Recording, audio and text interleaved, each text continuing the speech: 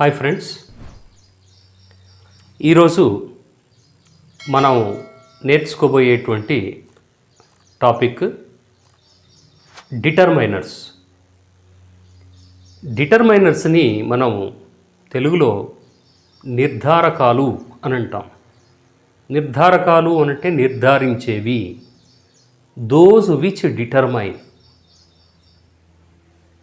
ఒక నౌన్ని నిర్ధారించేటువంటి ఈ పదాలని డిటర్మైనర్స్ అని అంటారు. ఇవి యూజువల్గా నౌన్స్ ముందే వాడబడతాయి.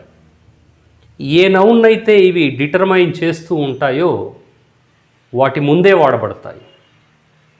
కాబట్టి డిటర్మైనర్స్ యొక్క డెఫినేషన్ ఏమైనా గమనిస్తే, determiners are the words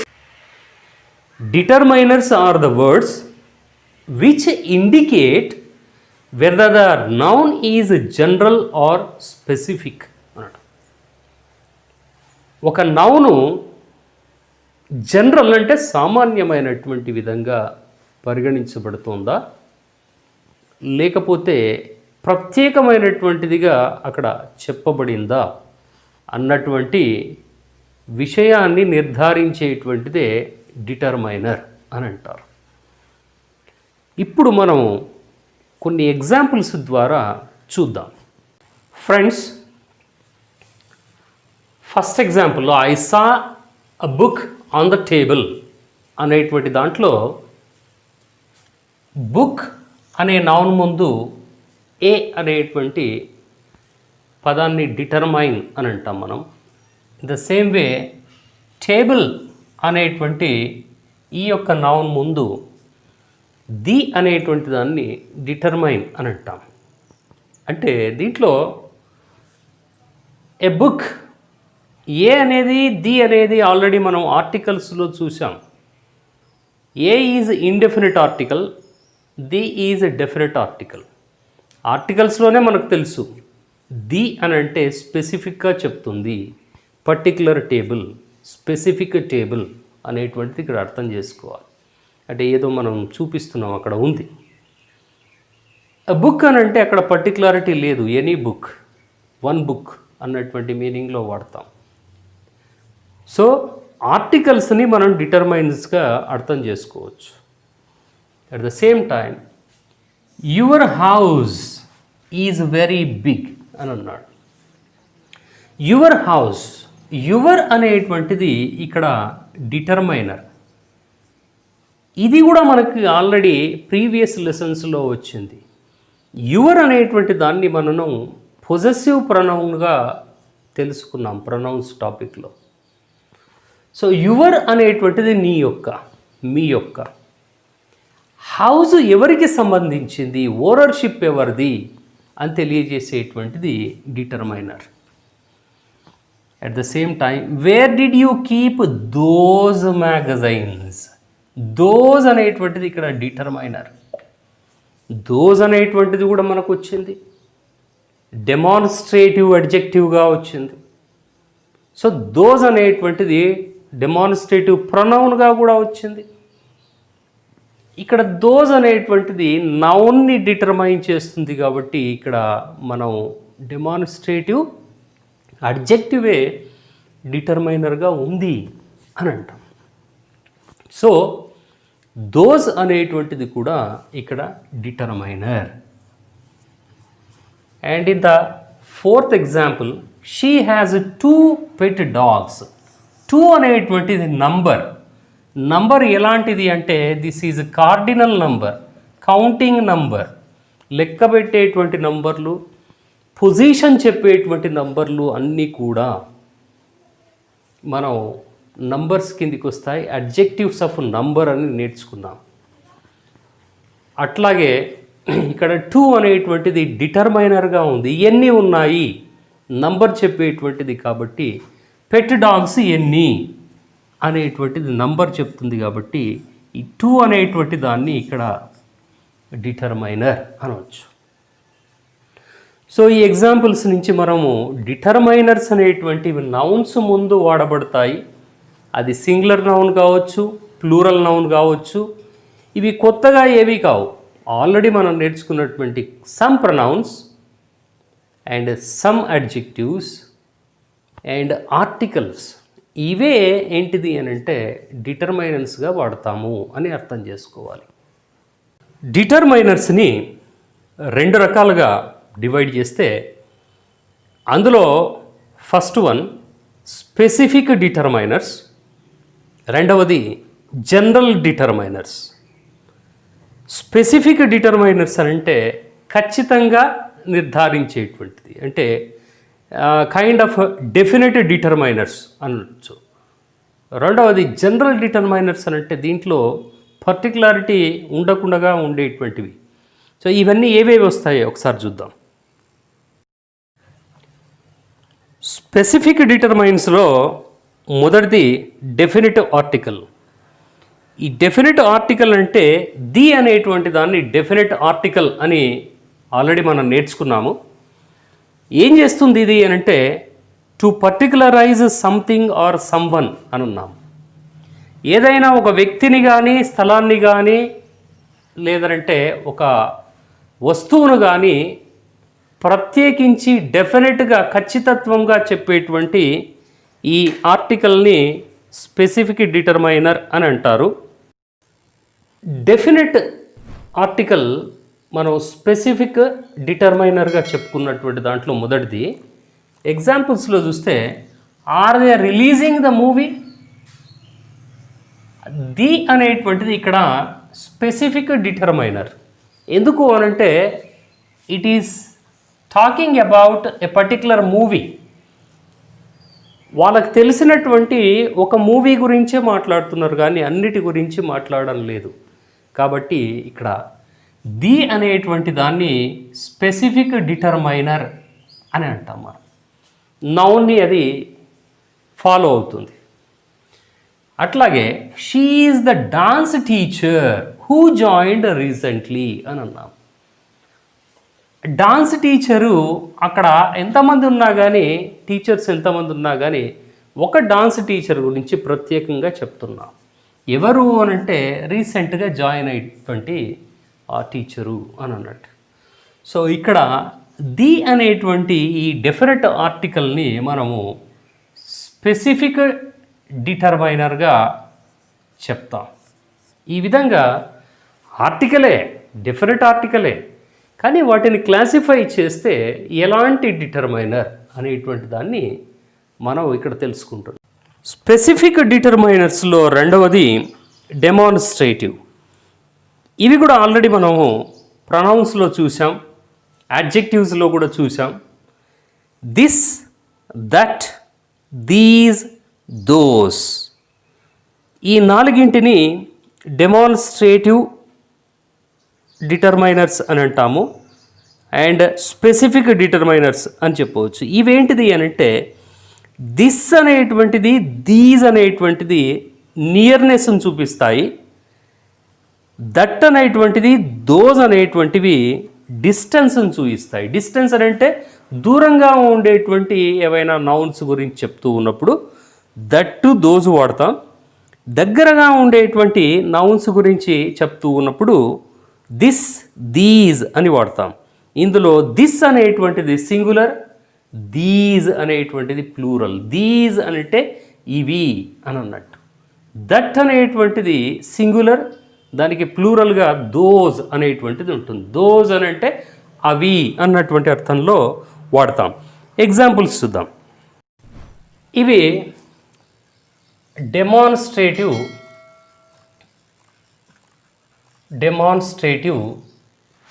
determiners. అంటే ఇవి కూడా మనకు స్పెసిఫిక్ డిటర్మైనర్స్ కిందికి వస్తాయి. రెండవ రకం.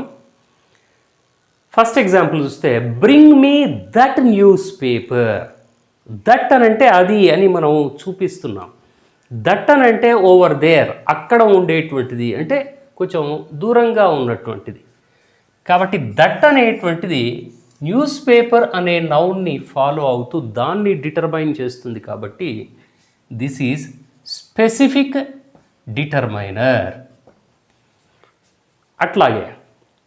దట్ అనేటువంటిది దోస్, దట్ అనే దానికి దోస్ అనేటువంటిది ప్లూరల్ ఫామ్ అని అన్నాం, దూరాన్నే సూచిస్తుంది. హూ ఆర్ దోస్ బాయ్స్ అని అన్నాం. దోస్ వచ్చినప్పుడు దాని తర్వాత ఉండే నౌన్ కూడా ప్లూరల్లోనే ఉంటుంది. సో ఈ ప్లూరల్ నౌన్ని దోస్ అనేటువంటిది డిటర్మైన్ చేస్తుంది కాబట్టి దీన్ని మనం స్పెసిఫిక్ డిటర్మైనర్ అని అంటాం. In the same way that mountain is very big అని అన్నాం. దట్ మౌంటైన్ అక్కడ చూపిస్తున్నాం, దట్ మౌంటైన్ అక్కడ దూరంగా కనిపిస్తున్నటువంటిది అది అని అంటున్నాం.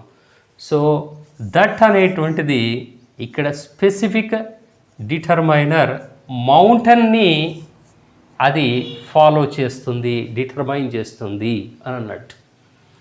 అట్లాగే these plants give beautiful flowers అని అన్నాం. దీస్ ప్లాంట్స్, దిస్ అనేటువంటి ఈ యొక్క డెమాన్స్ట్రేటివ్ డిటర్మైనర్కి దీస్ అనేది ప్లూరల్ ఫామ్ అని అన్నాం. దిస్ అంటే దగ్గరగా ఉండేది. సో ఏ దగ్గరగా ఉన్నాయి ఇక్కడ అంటే ప్లాంట్స్ అనేటువంటివి దగ్గరగా ఉన్నాయి, ప్లూరల్లో ఉన్నాయి, ప్లూరల్ నౌన్గా ఉంది కాబట్టి దోస్ అనేది ప్లూరల్ని రెఫర్ చేస్తుంది. దీస్ అనేది ప్లూరల్ని రెఫర్ చేస్తుంది, ప్లూరల్ నౌన్ని. సో దీస్ అంటే దగ్గరగా ఉండేటువంటివి అని అన్నట్టు. సో ఇక్కడ దీస్ అనేది స్పెసిఫిక్ డిటర్మైనర్. ఇట్లా డెమాన్స్ట్రేటివ్ డిటర్మైనర్స్ అన్నీ కూడా ఇక్కడ స్పెసిఫిక్ డిటర్మైనర్స్గా వాడబడతాయి. స్పెసిఫిక్ డిటర్మైనర్స్లో మూడవది పొజెసివ్స్. పొజెసివ్స్ అని అంటే మనం చూసాం, పొజెషన్ అంటే ఓనర్షిప్, ఎవరికి సంబంధించింది ఒక వస్తువు కానీ ఏదైనా ఒక స్థలం కానీ వేరొకరు ఎవరైనా కానీ ఎవరికి సంబంధించిన వాళ్ళు, ఎవరికి సంబంధించింది అని తెలియజేసేటువంటి ఆ యొక్క డిటర్మైనర్ని పొజెసివ్ డిటర్మైనర్ అని అంటారు. ఇందులో మనకు మెయిన్గా మై అంటే నా యొక్క, అవర్ మా యొక్క, యువర్ మీ యొక్క, హిజ్ అతని యొక్క, హర్ ఆమె యొక్క, ఇట్స్ దాని యొక్క, అట్లాగే దేయిర్స్ లేదా దేయిర్ THEIR దేయిర్ వారి యొక్క, వారిది అన్నటువంటి అర్థంలో వాడతాము. ఇవి ఆల్రెడీ మనము చూసినటువంటివే.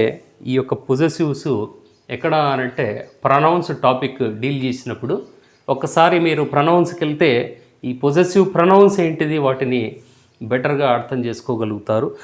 ఒక 2 ఎగ్జాంపుల్స్లో వీటిని మనం అబ్జర్వ్ చేద్దాం.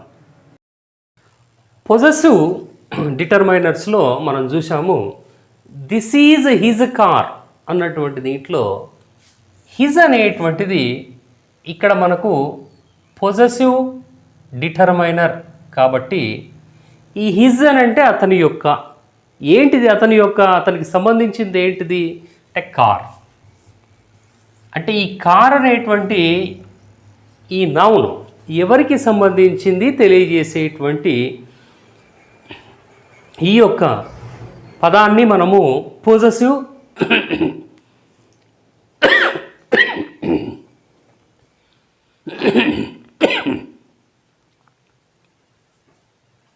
కార్ అనేది ఎవరికి సంబంధించింది అని తెలియజేసేటువంటి ఈ యొక్క పదాన్ని, హిజ్ అనేటువంటి ఈ యొక్క పదాన్ని, పొజెసివ్ని మనము స్పెసిఫిక్ డిటర్మైనర్గా చెప్తాం.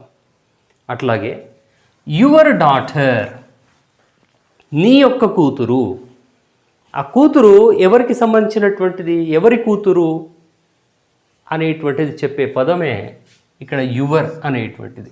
దీన్ని మనము స్పెసిఫిక్ డిటర్మైనర్ అని అంటాము. ఇది డాటర్ అనేటువంటి ఈ నౌన్ని డిటర్మైన్ చేస్తుంది కాబట్టి దాని ముందే, ఈ నౌన్ ముందే ఈ యొక్క పొజెసివ్ వస్తుంది.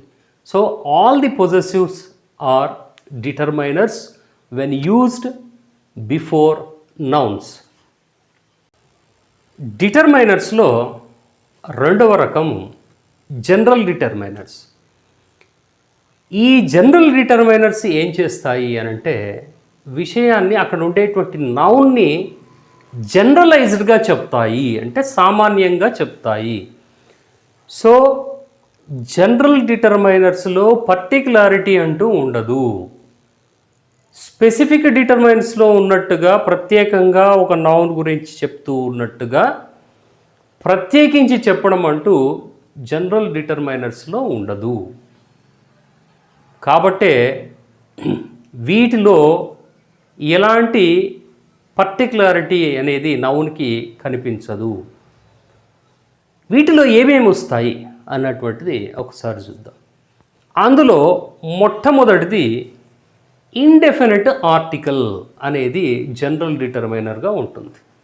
మన ఆర్టికల్స్లో చూసాం ఏ, యాన్, ఈ రెండింటిని మనము ఇండెఫినిట్ ఆర్టికల్స్ అని అన్నాం. సో ఇండెఫినిట్ అన్నా కానీ అక్కడ పర్టికులారిటీ లేదు. అట్లాగే ఇక్కడ వీటిని డిటర్మైనర్గా వాడుతూ ఉన్నప్పుడు కూడా దీని తర్వాత యూజ్ చేసేటువంటి నౌను ఎలాంటి పర్టికులారిటీ ఉండదు. సింపుల్గా ఇది వన్ లేదా ఎనీ అన్న అర్థంలోనే వాడబడతాయి. వన్ అనంటే ఒకటి అనేటువంటిది, ఎనీ అనంటే ఏదైనా, ఏదైనా అనంటే దానికి పర్టికులారిటీ లేదు. ఒక రెండు ఎగ్జాంపుల్స్ చూద్దాం ఇక్కడ. ఇందులో I saw a girl in the park. Girl అనేటువంటి ఈ నౌన్ని దాని ముందర ఆ అనేటువంటి ఇండెఫినిట్ ఆర్టికల్ డిటర్మైన్ చేస్తుంది. కానీ మీనింగు ఇక్కడ ఏముంది అనంటే ఈ రెండిట్లో ఏదైనా ఒక మీనింగ్ ఉండవచ్చు. అ గర్ల్ అంటే వన్ గర్ల్, అ గర్ల్ అంటే any girl. So there is no particularity. స్పీకర్కి ఆ గర్ల్ ఎవరో ఇక్కడ తెలియదు. అ గర్ల్, ఒక అమ్మాయిని చూశాను అని మాత్రమే చెప్తున్నాడు. సో డెఫినెట్నెస్ లేదు ఇక్కడ. అందుకే దీన్ని జనరల్ డిటర్మైనర్ అంటారు. రెండవ ఎగ్జాంపుల్లో కూడా he has an assistant to attend his calls. Assistant సహాయకారి, సహాయం చేసేవాడు. అసిస్టెంట్ ముందు ఇండెఫినిట్ ఆర్టికల్ యాన్ వచ్చింది. సో ఇది జనరల్ డిటర్మైనర్. ఎందుకు అనంటే ఒక అసిస్టెంటు అన్నటువంటి మీనింగ్లో వాడుతున్నాం కాబట్టి ఇక్కడ పర్టికులారిటీ లేదు. సో ఇండెఫినిట్ ఆర్టికల్ అనేది ఎప్పుడు కూడా మనకు జనరల్ డిటర్మైనర్స్ కిందికే వస్తుంది. జనరల్ డిటర్మైనర్స్లో రెండవది క్వాంటిఫైయర్స్. క్వాంటిఫైయర్స్ అనంటే పరిమాణాన్ని తెలిపేటువంటివి అన్నట్టుగా. ఇవి క్వాలిటీని, నంబర్ని, ర్యాంక్ని, ఆర్డర్ని తెలియజేస్తూ ఉంటాయి. ర్యాంక్, ఆర్డర్ అనంటే ఒక స్థాయి అని అన్నట్టు. క్వాలిటీ అంటే తెలుసు మనకు, ఒక లక్షణం. నంబర్ అంటే మనకు తెలుసు, ఒక సంఖ్య, ఎన్ని అని చెప్పేటువంటిది. ఈ క్వాంటిఫైయర్స్ అనేటువంటి డిటర్మైనర్స్లో సమ్ అనేవి, ఫ్యూ అనేటువంటివి, లిటిల్ అనేవి, many, much, several, five, first, last, next ఇలాంటివన్నీ వస్తూ ఉంటాయి. వీటిని ఎగ్జాంపుల్స్లో గమనిస్తే some students are absent today అన్నా.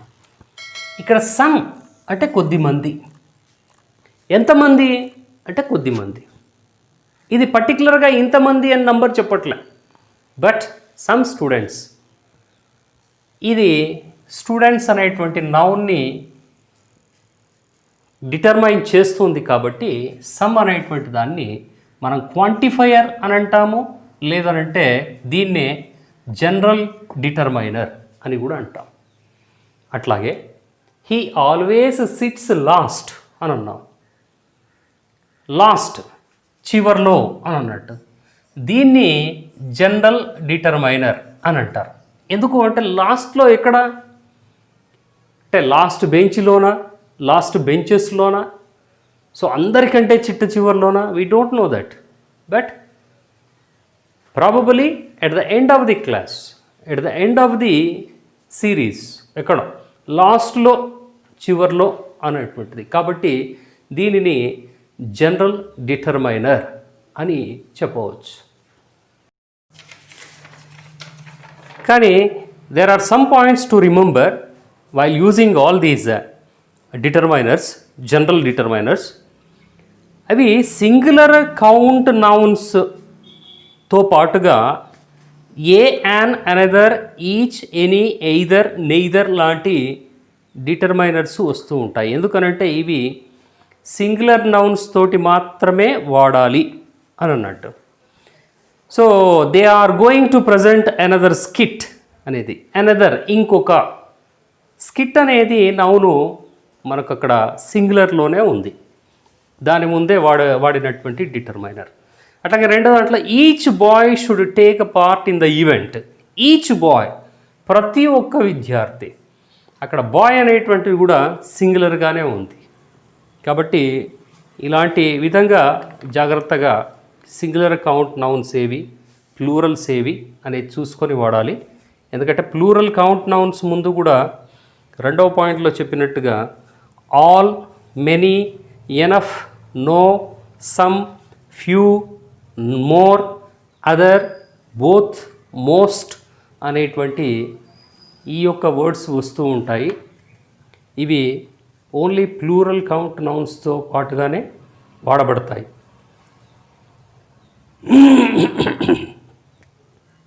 ఎగ్జాంపుల్ చూస్తే she visited many places in India. Many అనేటువంటి ఈ డిటర్మైనరు ప్లేసెస్ అనే ప్లూరల్ నౌన్ ముందు వాడబడ్డది.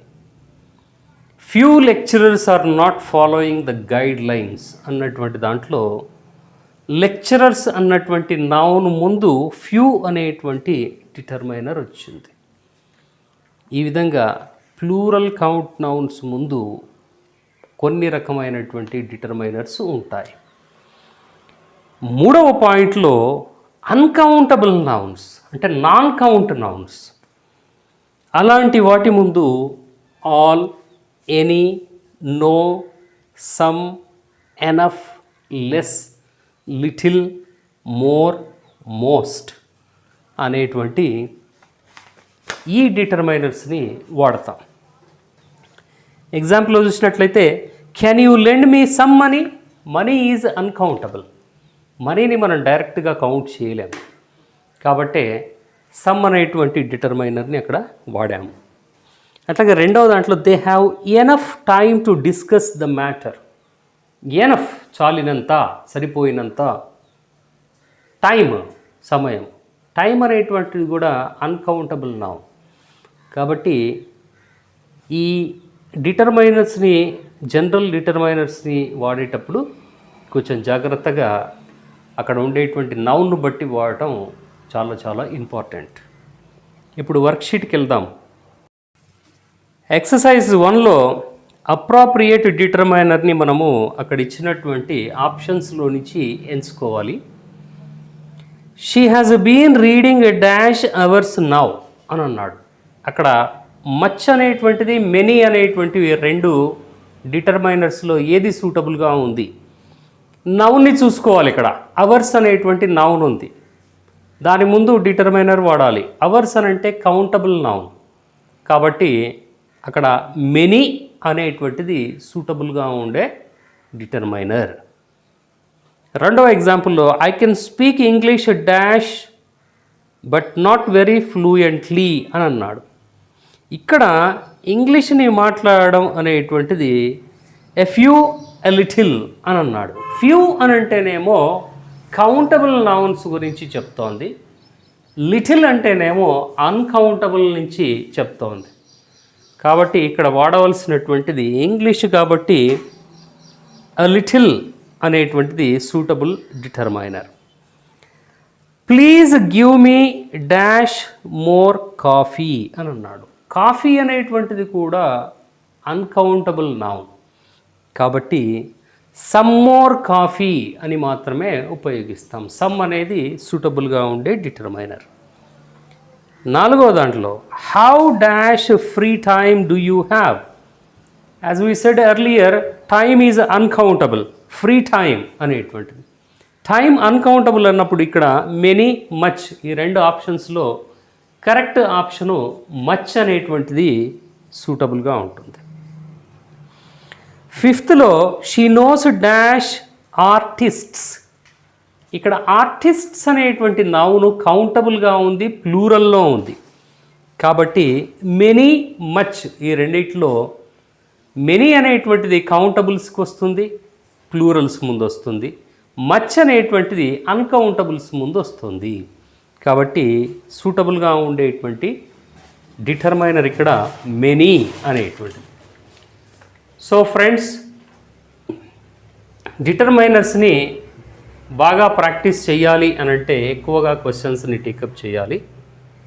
ఎనీహౌ, ఒక ఐడియా కొరకు, డిటర్మైనర్స్ మీద ఒక ఐడియా కొరకు ఈ యొక్క వీడియో లెసన్ని ఇక్కడ ప్లాన్ చేయడం జరిగింది. మీకు బహుశా ఒక క్లారిటీ వచ్చి ఉండవచ్చు డిటర్మైనర్స్ మీద. కాబట్టి friends, thank you very much for watching this video.